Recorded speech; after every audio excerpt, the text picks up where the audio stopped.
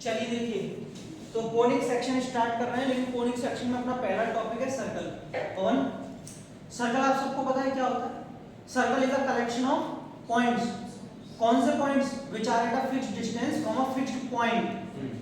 Circle जो होता है एक ऐसा पाथ होता है, एक ऐसा कलेक्शन होता है पॉइंट्स का, जो सारे पॉइंट्स एक फिक्स्ड पॉइंट से फिक्स्ड डिस्टेंस पर होते हैं। सबको पता है। और इसको क्या कहते हैं? फिक्स्ड पॉइंट को सेंटर, और फिक्स्ड डिस्टेंस को क्या कहते हैं? रेडियस। एंड ये सारे पॉइंट्स हैं, और इन सारे पॉइंट्स के कलेक्शन को क्या कहते हैं?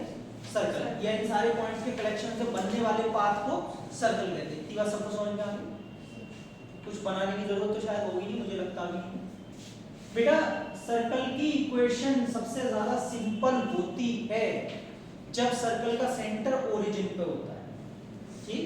तब सर्कल की इक्वेशन सबसे ज्यादा सिंपलेस्ट फॉर्म में होती है, x² + y² = r²। बस खत्म, ठीक?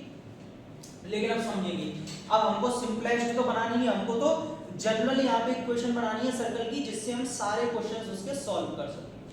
मान लेते हैं ये एक प्लेन है, कार्टेशियन प्लेन है, जैसा कि आप सभी जानते हैं, और इसमें मान लेते हैं एक सर्कल है हमारे पास में, ठीक है? एक सर्कल है हमारे पास में, ये रहा बेटा, ये इसका सेंटर है, और मान लेते हैं इस पर कोई एक पॉइंट P पड़ा है x, y, और इसका सेंटर है h, K।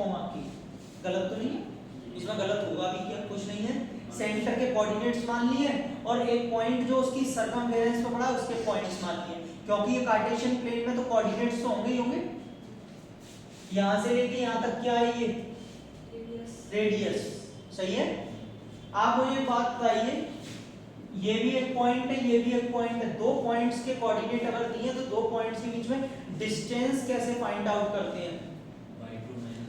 Very good, √y2 - y1 का whole square plus x2 - x1 का होल स्क्वायर। कोऑर्डिनेट ज्योमेट्री में पढ़ा था 7th chapter class 10।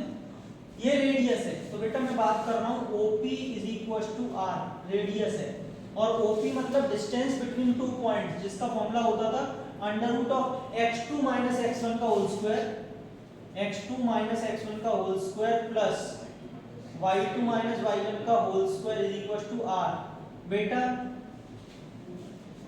x2 - x1, x - h का और y - k का = r। बेटा जब अंडर रूट उधर जाएगा तो क्या बन जाएगा?